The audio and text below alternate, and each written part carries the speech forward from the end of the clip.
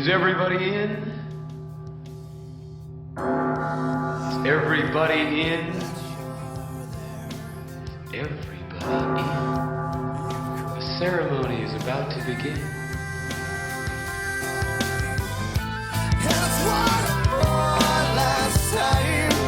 All right, here we are for another. Well, we're starting a second season, as we'll call it. Season 2? Season 2 of the One More Last Time, the podcast. So, quick recap. Season 1, we did. We talked about quite a bit of stuff, actually. Yeah. Kind of broke down some songs from some of the records and like their meaning. Talked through gear. I shared a little bit about the struggle of kind of the sin stuff that I was dealing with in my life and how that turned into writing Summer Fade, and then we ended that season with you kind of finally sharing your story and getting that out there for people to kind of understand why more or less you were forced to leave the band and all the things that happened afterwards. And then it was a couple months ago. I know we had good intentions of doing more episodes between then and now, but man, I got sick. I'm pretty sure I had COVID. I don't know. I couldn't taste or smell for 3 weeks. Felt miserable. And so I needed to save my voice so I could actually sing at church. And then life. The paying job. Yeah, the one I get paid to do. So the one I should do. And then, just life. Just things get busy. And then, I don't know, we both kind of talked about it, where you just get in this funk, where you're not motivated to do anything. And I'm sure some of that for me had to be, I was just sick. And then coming out of that, I was dealing with some personal stuff. We were supposed to record a episode with a friend of ours, Tony Brown, which we're going to have him on. He'll be the next guest that we have on. But I just finally had to be open with it. I just said, man, I was just dealing with some personal stuff, not just the sickness, but I'm not going to really talk about it here, but just some personal things that I was trying to navigate through, and what was that going to look like if things went the way that we thought they were going to go, but they didn't. So thank God for that. But so just things got in the way, and so we wanted to pick it back up. We took a little bit of time off to do it, and so I figured, why don't we just do when we pick it back up, we'll just call it season 2 and go from there. So here we are, and we are 2 weeks away from, well, just under 2 weeks from the release of One More Last Time, the acoustic sessions. I did a little thing on social media where people who signed up on the mailing list got 2 free songs. I think I sent out It's Over and Your Name. So if you haven't gotten those and you are signed up on the email list, check your email and maybe check your junk. we haven't sent out a lot of those emails. So there's 2. They've got links in there for download those songs.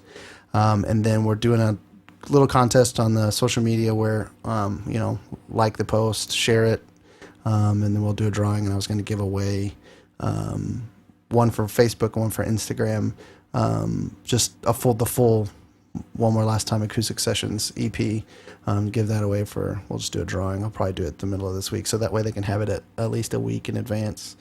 That'd be cool. Yeah, and so it took a while for us to get to that. Again, just things kept happening with sickness and some personal issues, and but it's finally coming out. Excited, sounds good. I listened to it the last couple of weeks on my. I walk every Monday, Wednesday, and Friday with my dog, and so before it gets really hot, I get up in the morning and take her for a walk, and I just put on my headphones and listen to it. So. It's how I also we'll listen to it before we're ready to send it off and that sucked, or I don't like the way that sounds, or that kind of thing. Yeah, it's always fun to listen to it on different surfaces, or not surfaces, but mediums, I guess. Yeah. Surfaces. I think the true test is how good does it sound in my wife's car. Yeah. That's if it sounds good in there, then we're probably pretty good. She's got the nicer sound system of the cars, so it sounds. If it can get it to sound good in there and huge, then we're good. Yeah. But yeah, so that record, it's August 18th, so not this coming Friday, but the following. And then anything else you want to talk about that record? No, I don't think so. I think we pretty much covered everything. But I'm excited about it. It's good. It sounds good. I think it's a good representation of the songs, that we picked. Yeah. We changed a couple things up, just a little bit. And I think it's going to be good. Y'all like it. Yeah, I hope so. Yeah. And then I had an idea. I shot you a message, and you thought it was a pretty good idea. There's like songs that we have had floating around for years that just never could get finished, or they were just demos, and we never kind of really did anything with them. And I was like, well, what if we re-released Not Ready as an EP? So like that song plus, 3 or 4 others, and use some of those demos and kind of finish out, finally put life into those songs that never really went anywhere. And so I think we'll do that. You got me the drums and the bass, and so I got to work on guitars, and actually I got to write lyrics for one of them, and maybe change a little bit of the melody. But so we'll call it the Not Ready EP. Probably release in the next month and a half, 2 months maybe. Ish. Yeah, ish. We'll say ish because good We lord. don't want to. Yeah. We tend to like do all this stuff, and then we're like, oh, man, should have gave ourselves a little bit more time. Well, life happens, and Yeah. if this was our full time job, then it would be, at least for me, I Yeah. could get it more done than what I can do. But Yeah. so there'll be Not Ready and 3. Is there 3 more songs that we? There's 3. Okay, 3. And then we're going to do a slight different version of the song Not Ready as well. And then I thought about just as a special thing putting on there like the demo version. Like even that I have that recording on my phone of me like working through that guitar part years ago. So I might put that on there too. Just so it'd be cool. Yeah, people can hear where that song kind of throughout however long it took to do it. Yeah. So that'll be coming up soon, we hope. And then we are going to do a full new record. Well, I would say full, maybe 7 songs. Yeah. Who knows what happens? It might turn into a full record, but might. at least 6 or 7 songs that we want to release in the later in the fall of new stuff. Some of it, some of the stuff that you've written over the years. And then there are new songs that are coming about that we're kind of working through. And it kind of starts with, I have demo ideas throughout the years of just never really getting to finish things. And so we're trying to bring those into life. And a song that it's my wife's favorite song that I've ever written. What is it called? Love of My Life. Yeah. And so there's a song that she really, really likes that she's excited that is actually going to see the light of day, because there's only just a demo of it. We never really did anything. I think after you had left, we might have played it once live, but if it was here locally. It wasn't anywhere else. So Yeah. and it'll be different than what it was then. But so that we're going to try to do in the late fall. And we are going this week to go look at another venue to do the reunion show. We are for sure pushing forward to do one. It may not look like what people thought it was going to look like or what we even thought, but we're just Whatever that was. Yeah, whatever our big ideas were. But so we're going to go look at another venue this week, and if it works out, I think we're going to probably go ahead and set a date. When you live here in Oklahoma, you have to look at the make sure OU and OSU are not playing each other. Oh, yeah. Because I think since OU's moving to the SEC, I think this might be the last year for Bedlam. So, but you got to make sure it's not on that day. Yeah. We'd be done. Yeah. There'd be like nobody there. So we're just got to figure out all the logistical stuff on that. And then try to find, if other bands might be interested in getting possibly back together and coming and play with us, or bands that are locally here that haven't played in a while, or maybe some. I don't know. We'll try to find some cool stuff to do. Yeah. But yeah, it's weird. Like this year is the 20th year anniversary for One More Last Time. It's also the 20th year anniversary for Switchfoot's Beautiful Letdown record. It's also the 20th year anniversary of Snow Patrol's Final Straw record, which is this one I got into them. It's just wild. I'm like, man, is it? I didn't realize that record came out at the same time, and it's just kind of funny. 20 years of time like that flying by. It does. It does. If we had the money that Switchfoot had, we would have done what they did. I don't know if you saw the re-release that they did. They did their own they re-recorded it to do their own version, but then like vinyl release. I was like, man, I wish we could. Like, that would have been awesome. We ain't got no money. No. No. And then I think they just released another version of it where it's like different versions of the songs. Like I think each person, like I don't remember. I was looking at it. I haven't got a chance to listen to it or not, but it looks like there might be like, mellow versions of different songs, or completely different alternate versions of each song, and they've kind of re-released that. So I was like, well, that's pretty cool. Again, we don't have that kind of money. Nope. That's why we do what we do when we can. I know. I feel bad when people are like commenting on the Facebook posts of the acoustic sessions, like CDs. I'm like, man, it's not cheap. Like I looked up, I was like, well, how much is it? And the cheapest I could find to do 300 copies. The more you do, the little cheaper it gets. So it's like 300 copies of a CD. I think it was going to be almost $400. I was like, I mean, I can't really. I mean, the thing is, like, if we were like really doing it, then that would not be a problem. Yeah.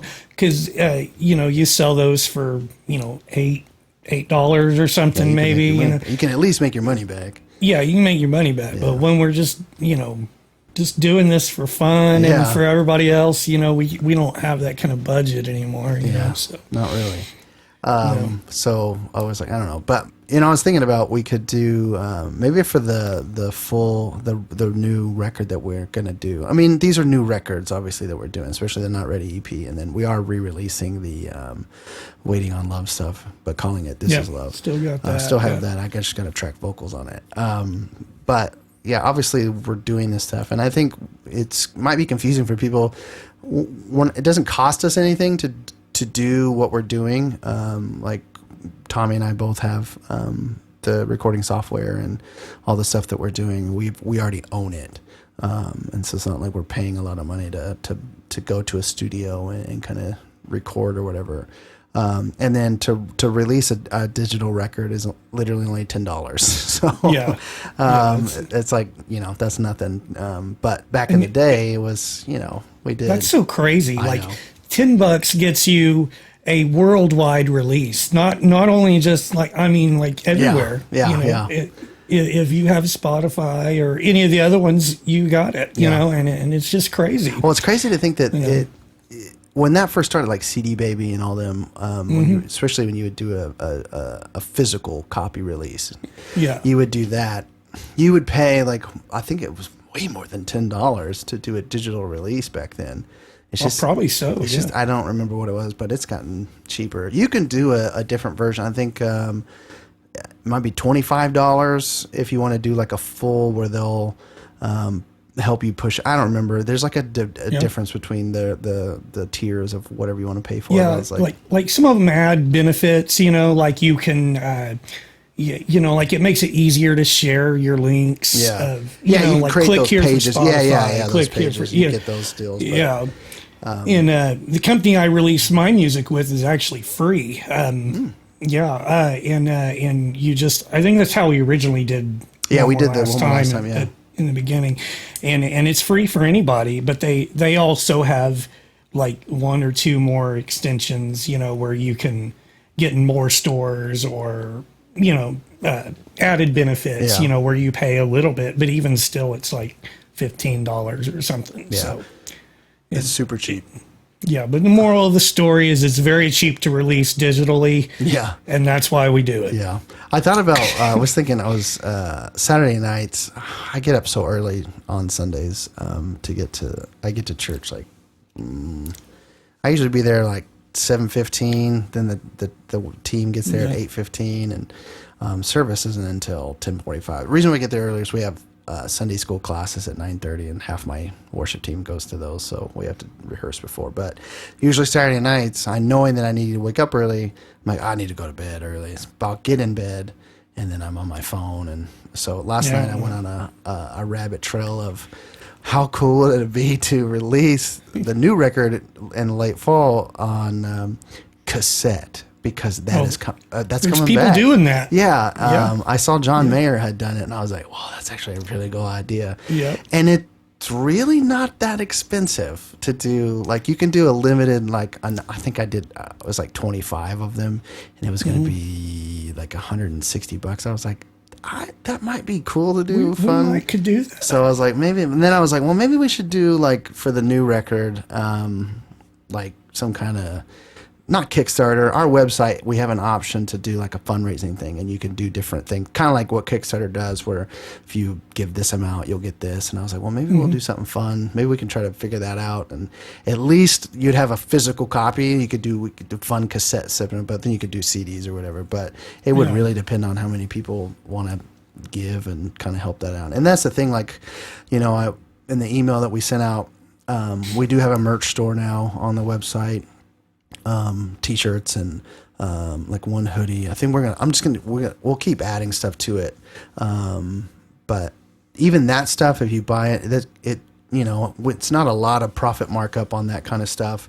But whatever you do buy, we'll just go into an account for that type of stuff. Try to do some releases. But if people aren't willing to donate or whatever, then you can listen to it for free, I guess, on Spotify. Yeah. I just had an idea also. I noticed that there was some guy, again, I just happen to be on Facebook because some people send me videos sometimes, and I have to get on there to watch them. And I noticed somebody was asking, hey, do we have the shirt that, like the Grits shirt that, that Grits wore in the video? And so if any of y'all have any shirt ideas, shoot them our way. And, we make it, we come up with some kind of equivalent or something, like a redesign or something. Yeah. But yeah, it was like, if we could get people to, donate some stuff, then we could do physical things like that. This isn't, we don't make any money doing this anymore. No. So it's kind of hard to justify spending money out of our own pockets to do stuff. Yeah. That's the hard thing is we want to do all this stuff. And it's also kind of weird because like my mind is still used to being able to do all that stuff, even though it's been so long, it just was like, oh, well, that's what we do. So, but you can't, so. Well, even then too, it was like, we still had a debate, not debate, but we had to talk about it. Be like, do you think this is a wise decision to make this merch or whatever? And hopefully we'll make at least, even out. But, we were playing shows and selling merch every night. And so. Yeah, totally different. Yeah. So now it's kind of hard to justify, spending our hard earned money that we're doing right now that we work for. And, not that it wasn't that before, that was our job, but it's just different. Exactly, it's way different. I don't really have a budget in my budget that says, hey, this is for Rain Angel stuff. Yeah. Not these days. Yeah, I don't think my wife would appreciate that. But, yeah, I don't know. We'll think of some stuff. Maybe you guys can send us some ideas or thoughts on what you think would be cool. I do think it'd be cool to make cassettes, at least. That would be cool to have my own cassette. That would be cool. I'd buy one. If I could find a car that I could play the cassette in. We actually have one, an old Sony with its CD player and a tape player. Tape deck? Nice. Just yesterday, Mel was like, "You think we should get rid of this thing?" No. And I was like, "No, it has a tape player." Yeah. Never get rid of it. Like, okay, I won't get rid of it. Dude, we still have demos on tape. That's what I'm saying. Yeah. And I still have one that I recorded in high school that I just can't bring myself to listen to. Oh, yeah. I'm sure that's real good. Oh, yeah. I'll have to send it your way when I digitize it. Do it, Yeah. What's funny is I used to have one of those, I don't know what you would even call it. Those mini cassette tapes. And Oh, yeah, it was like you could record. Like people would take them to, like if they were in college and set them on Yeah. the desk or whatever. Listen, I still have one of those. It's around here somewhere. And I was like, I wonder what's on these tapes. There ain't no Yeah, telling. and I was like, I'll just put some batteries in it later and figure it out. Yeah. But somebody had asked me at church this morning. She has some old mini cassette tapes of like one of her relatives, like basically giving her life story they come from like the land run time, and so she was saying that it was like she would record her. I think it might have been her grandma talking about that. Like her and her husband like staked out 160 acres during the land rush. That's crazy. Here. So I was like, what? Okay. So she was asking if I could help her digitize. I was like, yeah, and listen, because I would like to hear these. Yeah, the that'd be history fun. there. That might be kind of fun. Yeah. But then it made me think. I was like, oh yeah, I have one of those mini cassette things because I used it to make demos like in that time frame. Because again, we didn't have cell phones like that where you could record ideas like that. And studio software was not readily available. Well, not even that. It was crazy expensive. Crazy. Well, that's what I mean by not readily available. It was there. It was just ridiculous to Yeah. I remember nice RA cup there. Yeah, I know. You see that? I got a sample made. Y'all like that? I figured who'd buy one of those? Yeah. That's Comment. It's below. Zodiac. I don't know. They had like a little thing to get a sample. Sounds evil. Yeah. I'm just kidding. It was like Zodiac something. I don't know. It was like get a sample, just pay for the shipping. I was like, well, see. I like these cups. Yes, please. I've got when I worked at Ideal Homes, they gave me for Christmas. They gave everybody a Yeti Ideal Homes thing like that. Oh, nice. Yeah, so those are nice. became one of my favorites. So now I was like, oh, I'll get one of those and see what it looks like. Yeah. It looks pretty good. We might be Dad able to- wants one. Yeah. I showed him the picture. He said, Yeah. Well, there you go. well, I can't tell you what he said, but he basically said, where can I get one of those? Oh, I can imagine. Yeah. What it said. I did order some of the samples of some of the merch just to kind of see what it looks like. So maybe on the next podcast, we can hold it up and kind of see what it looks like. I think I got a hat and a shirt just to see. But yeah, we're just trying to, we're not trying to make money to put in our pockets. We're trying to make money so that we can do more projects, some fun stuff. Stuff like maybe the tapes or, anything. or If you stuff want like that. CDs, people are still collecting that kind of stuff. Yeah. Vinyls are crazy expensive. They are ridiculous I expensive. looked at those and I was like, yeah, probably. But that would be so cool, though. Oh, I know. It really would. It would If be somebody awesome. wants to donate $1,500, then we'll do vinyls. But that's how much it costs. Yeah, And I think it's- that's it's- like only 100, maybe. 100 probably. Yeah. So I was like, Yeah, well, it's- I guess. That's why they're like $30. Yeah. Well, they'd be way like when more you than buy 'em. $30 if we had them. Yeah. But yeah, so we're just, we're not trying to make money. We're just, it's almost like when we first started. Like, I remember when we first started doing the band, and man, I was like, sure, I'll spend my own money, and kind of, I was a teenager, or not a teen, I was in my 20s, but I didn't have any responsibilities. So the money that I was making at the jobs that I was working just kind of funded what we were trying to do. And Yeah. it almost feels like that now. Like, I want to do it again because it's fun again. And so it wasn't, towards the end of the time, it just felt like work. It wasn't really fun anymore. And I was like, why are we doing this anymore? So it just feels good to be back creative. And, that. Yeah. The problem is I make way more money than I ever have. And I want to spend it, but I can't. I want to be like, let's buy all this stuff. But that would not be The wise. unfunny part is I make less money than I ever have. Hey, it's the opposite. Yeah. Well, it happens. It's not my fault, though. No. So, but Courtney, Courtney didn't listen to your story yet, and so she was asking me questions the other day, and I was like, did you even listen to it? I was like, you should go listen and answer the question. That'll answer the question that you have. All the answers are there. Plus, she's probably heard the non-podcast version. Oh, yeah. You She got to be privy to other things, but which just, I've told about a handful of people, and they're all like, Well, what was interesting is like I don't think it's really ever hit her that you were forced to leave. And so then I was like, well, did you even listen to the podcast? Well, there was a big old fight about that. Yeah. I can guarantee you that. So it was just like, she was just, I think she got real ticked off about it because she was like, that's ridiculous. Because I was thinking, even if like, had you guys not ended up together and you were still in the band, and even when it ended, I would have been like, dude, you should move to Nashville. Like I would have totally told you to go to Nashville. Yeah. Because you could have done session work or even toured whoever, you know. Because toward the end, it wasn't.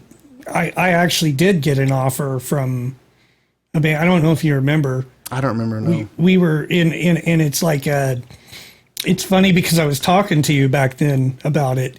And you were like, dude, I would do it if I were you. Because I would have been on a tour bus. I've been, and with this particular band, but I just, because of my situation, I just didn't. Well, that, and then I didn't want to leave, us, because this particular band I wasn't like a huge fan of or anything, and it's more important to me to like what I am playing, not just for a paycheck or whatever. But yeah, that would have been really cool to pursue. Yeah, I mean, that's always been like what I really wanted to do, but I never got to do it, so. Yeah, I remember now. I was like, well, I would if I were you. You did, and that was so funny to me too, because like their one of their managers happened to be at our show, and he was like, "Hey, come over here," and I was like, "All right," and I talked to him. I'm going to talk to you, and I was like, "I just can't do it." I was trying to poach you away. You were like, I'm kind of sick of you anyway. But I was like, I was just thinking about that the other day driving. I was like, man, I would have told you. I would have been like, man, I think you should go to Nashville. Like, because I was done. Like, I didn't want to even think about me playing music ever again. Right at the very end, and so I would have been like, yeah, you should go because you could have made it. I mean, that's kind of Michael's situation. Blake Moore, he was living here. He's a phenomenal guitar player. And in Oklahoma, at least at that time frame, it was like, what are you going to do with that? And so, I mean, it's still like that, really. Well, yeah, I know. He was, and he had already capped out because he was already playing. He'd already played at Life Church for X a long time. And so that's pretty much the only thing you can do here. Yeah, that's about it. If you're a great musician. That pays. Yeah, that pays and decently. At least at that time, I don't know what the campuses do now, but he was making more than I was, and I was working full time. I had a full time job. And so, it's just, so I don't think it was really a huge intention for him to want to move out there to pursue it. It just kind of, him and his wife moved, and then it ended up happening. He, would play random things here and there. He was with this one guy for a little bit, Andy Kirk, I think it was a worship guy. And so I actually saw them in Lynchburg, Virginia, when I was living in Virginia. They played at this like worship conference thing at Liberty University, and so I went and hung out with them. And then next thing I know, he's out with like a country guy, and I was like, okay, And then now he's been where out. The money is. Yeah, that's exactly where the money is these days, country music. And then he's been with Matt. And I actually texted him not too long ago. I just kind of like a proud, especially after the Grammy thing, when they played the red carpet thing or whatever. Yeah, I texted him after that too. Yeah, so I was like, I just felt like a proud dad. Even though I'm like we're almost the same age. But I just was like, I asked, are you still enjoying what you're doing? And he was like, yeah, it's it's not rock music, but we all kind of realize rock is pretty much dead unless you think about it. It's like there's no rock bands coming out. All the bands that are touring now have had established careers for decades, and so it's like you can't really break into that market. And so he's just like, I just enjoy playing music, and he gets to do it now. And now he went from being in a 15-passenger van to then with another guy they were in like a converted short bus, and then now he's in a legit tour bus and gets to do what he's living the dream. Yeah, what we never got to do was the bus life. We never did. And then he does fly dates and all this stuff. But it's just one of those things where it's just like you kind of mentioned, it's important that you like what you do, because if you're just doing it for the money, it eventually be miserable. Eventually it's going to catch up with you, and you hate it. So it's just one of those things. But so there's a lot of stuff. that we got cooking that we're trying to do. And there might be, I know for sure we'll do a show here in Oklahoma City area. And then there's talk of maybe going up to Kansas at that venue, the Fire Escape, which was I know for me, it was one of my favorite places to play. Oh, yeah. Loved that place. Dude, it was so crazy going back to see the Unified Front boys there. Oh, yeah. It was just like everywhere I looked, I was like, oh, I remember this happened there. Yeah. And it was like I just walked right back into it. Do they still have the like apartment stuff upstairs or? Well, I didn't, since I can't get around very good, I didn't go up there, but I'm told they do. That's cool. Yeah, Mark and Marilyn was saying that they so still that's what's have cool all about that venue was that that's where you stayed. It was just upstairs, like it was basically like a 4 or 5 bedroom apartment upstairs. Yeah, and it was legitimate. You know, like you didn't feel like you were in a dump or anything. No, it was cool. So that was you know, you'd play there and you could just go straight up, take a shower and go to bed. So that was. They had like this like coffee bar, and they had like you know, drinks, and they'd be like, just go get whatever you want when you want it, and we were like, okay. Yeah, that was a cool venue. I really liked it. Yeah. Especially when they opened up the other side and they became a bigger venue. Because remember the first couple times we played, it was just like on the coffee shop side. That's all they had. And they had a small stage. And then they opened up. I forgot about section. That. Yeah. So. Yeah.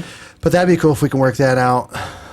Man, I wish the pillar thing would have worked out when all that was when they were trying to put that show together. They wanted Pillar to get back together, and then we went and played with them. But good luck. Lester is playing with Kelly Clarkson. Oh, dude, he plays with everybody. I was watching some tutorial the other day about, you know, like sometimes you and I share like mixing tutorials or you know, things like that. And I was watching this one about drum sounds, and they were playing the drum track, and I was like, oh, well, that's a nice sounding drum track. And then the guy was like, yeah, this was tracked by Lester Estelle. And I was like, I used to know him.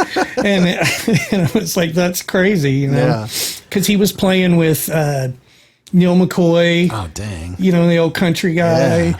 And then, you know, I mean, he's played with, you know, like you said, Kelly Clarkson, tons of people. It's crazy. Yeah, right now, Kelly, I think, has a Vegas residency or something. So the current bass player for Seventh Day Slumber is playing bass for Kelly Clarkson right now.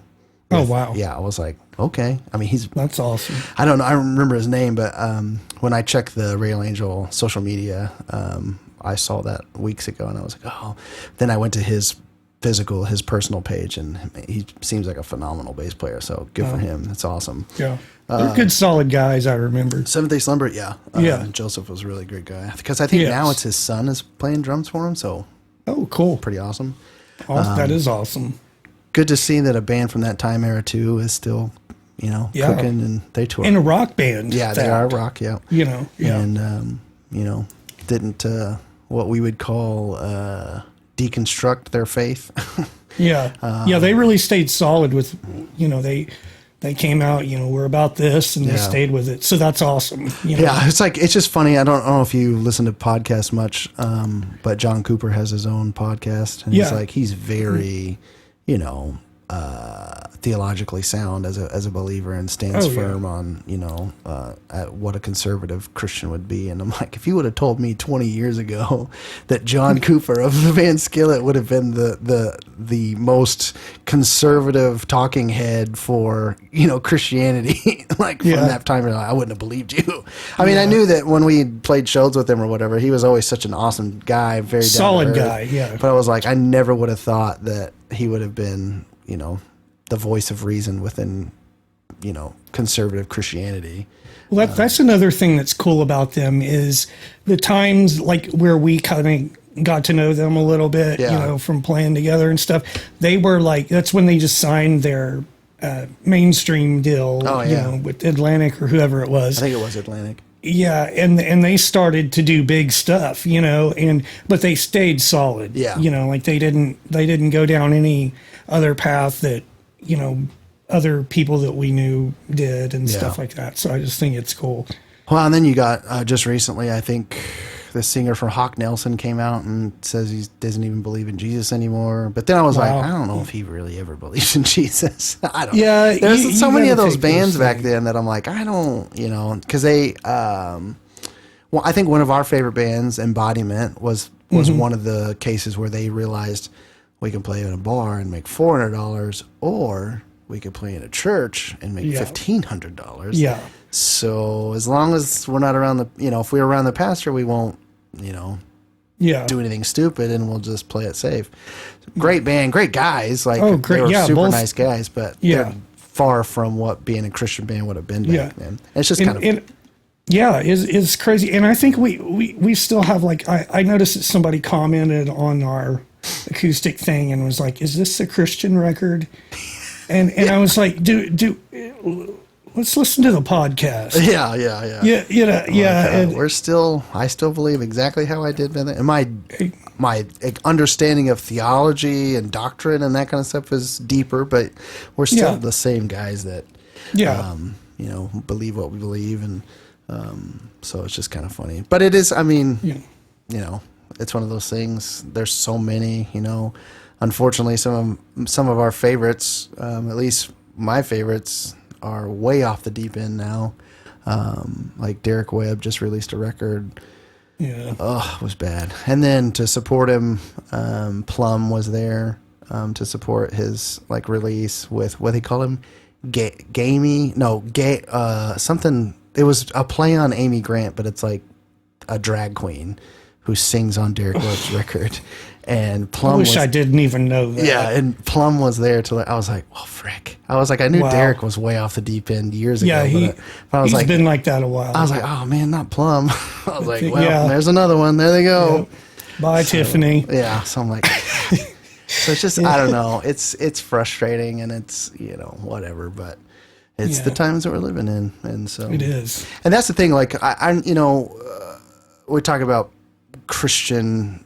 Is it a Christian album? Like, well, I don't know. That means something different to everyone. I know, because I'm like, well, we believe in Christ, and I follow him. That doesn't necessarily mean my songs are always going to be Jesus-y, I guess. I was going to attempt to message the person, but I was like, I'm anytime I turn around, I'm like losing friends on social media. Maybe you shouldn't. And so I was like, I don't need to say anything. I understand the question.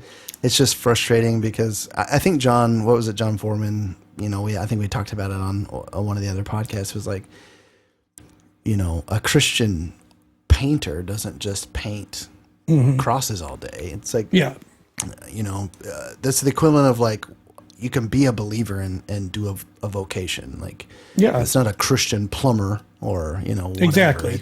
We're just, our art is what it is. And it just happened to be that Christian radio picked it up, and we're like, okay, but we never wanted to stay in that. We were always we didn't. And we felt like what we were doing was bigger than what that was. And so, it never panned out the way that we thought it would, but and there's always a place for that too, for the guys that only want to write Christian songs, or, to feed the church, with music. There's always a place for that. It's just not our thing. Yeah. That's what Courtney's like, she wants to write worship stuff. And I'm like, that's great. I can't. That's so hard. I don't know how. Yeah. Anything I've tried to write worship wise it turns out cheeseball central. Yeah. It's funny though, like, I think we'll have you come drum here soon, because I think we're going to do a night of worship at the church. But in those moments, in the spontaneous of whatever's going on, things happen. So I record, like, those are recorded, and then I go back and listen. I'm like, I don't think I can even make this a song. So it's like, I've tried, because in those moments, whatever I'm singing out, obviously, is I'm getting whatever in that moment, what I feel like God's trying to do in for that situation. But it almost feels like if I did write something based on that, I'm like, am I exploiting something there? Because it's like, I recorded it and I can go back and listen. I don't know, but it's just hard to write worship stuff, like you said. It's either really cheesy or it's just, I don't know. And so I don't even try anymore. I'm like, whatever's coming out now is what you're hearing. Like, Not Ready is the first song I've written in 13 years, and it's not a Christian song. It's just a song to my wife, but it's just what it is. We're all gifted in different things, and it'd be me trying to write a country song. Although I would love to, because I'm really digging. I made a playlist the other day of what I would call modern country, but not bro country, modern. Yeah. So I have Matt Stell stuff in there and some Luke Combs stuff, and I really liked the last year's American Idol winner Noah Thompson. He's a country guy, so I've been listening to his stuff. But I'm like, that's where the money is. But I'm like, I could. This isn't me. I could never write something like that. Maybe I could write. I could never sing it. That'd be the thing. Well, modern country is like you have this fishbowl and you have words like truck and bar stool and whiskey, and you just pull out and girls and all that, and you just make a. There's actually a country artist that made a double artist. It's funny. It's a Hardy. Have you heard of Hardy? Okay, well, he's like a huge writer in Nashville, and he's also an artist. Well, he wrote a double album. The first album is like modern country, and the second half is protesting modern country. And he talks about how like he has to do this for his record, stuff like we've talked about. You have to do this for your record label, or they'll accost you and all kind of. And so, I mean, that stuff's still happening, even though I didn't doubt it was, but it clearly has still happened, because one of his lines are, "I have to do something, or I'll lose my record deal." Oh my God. And so it's like, Still happens then. That sucks. It does. Oh, that sucks. Yeah. Well, cool. Don't want to take up much of any more time for people, but we have to recap just the One More Last Time acoustic sessions coming out Friday, August 18th. We'll probably push out the This Is Love before the Not Ready. Well, I don't know. It just depends on what I can do vocally. We'll see. But one of those is coming out sooner than later. Either the Not Ready EP, which will have obviously Not three Ready, new songs. Three new songs. One people might have heard on. I think Eddie put one of the songs on one of the extended versions of whatever on Spotify. I can't remember which. But it's not going to sound like that because we're completely kind of redoing it. But then the other two were basically demos that never left the demo phase. That we've been in our heads. We can still sing the chorus, but just never kind of put out. And then the This Is Love stuff is all the Waiting on Love record, completely re-recorded.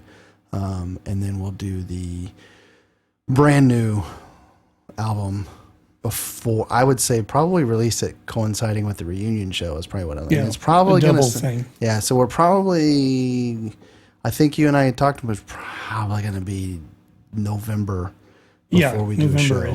My October is swamped. I've got a. Don't mind too, dude. No, I'm just kidding. I've got like 3 things I've got to do. One of them, I'll be gone for a week.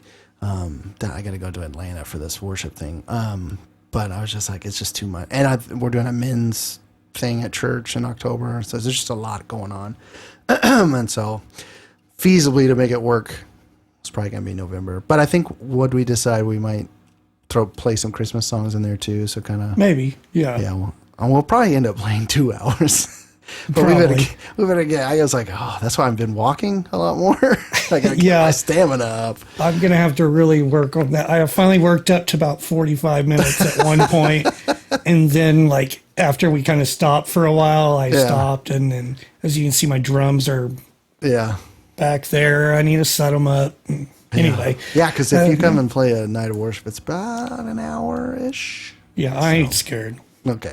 But we'll probably end up. Well, I would say maybe 1 hour 45 minutes. I'd probably play 2 hours, but it's because we got a lot to choose from. We got several records we want to play, but we also want to play some of the new stuff. So exactly. But it'll be worth it for people to come. We'll probably make it on a Friday, or it'll probably be a Friday night, because if I play a 2-hour show on Saturday, I would be dead for Sunday morning. That'd be bad. But we'll try to do that, and then I'll do another showing in Kansas, or I don't know what the time frame will be on any of this, but we'll definitely make it worth your while to venture here if you're coming from out of state. We'll try to play as much as we can. But there's a lot of stuff cooking. check out the merch store, which is on our website, railangelofficial.com. You just click on the store, and you can pre-order if you want to order the Acoustic Sessions EP. You can actually pre-order it right now on our website if you click on the music tab. And again, definitely our digital like releases that are on the website. If you buy them there, there's no middleman. All that money comes straight to us. There's no our website doesn't. It's commission free on our website. Whoever our website provider is, it's kind of what they do for bands. So that helps us. I know it's only like $6 or something like that, but hey, $6 multiple times starts adding up, and and then we'll think about releasing some ideas for if you want to fund the full the new record, and see if we can get cassettes or CDs and all sorts of fun goodies, and we'll try to do each tier will have something different. I don't know, we'll see. Yeah, but yeah, I think we just wanted to get on here, kind of recap, catch everybody up, and then let you know that we are back and doing the podcast, and we'll have more guests this season. And yeah, any final words? No, I don't think. Thanks for listening, y'all. We'll see you soon. Yep, we will see you soon. See ya. All right, peace.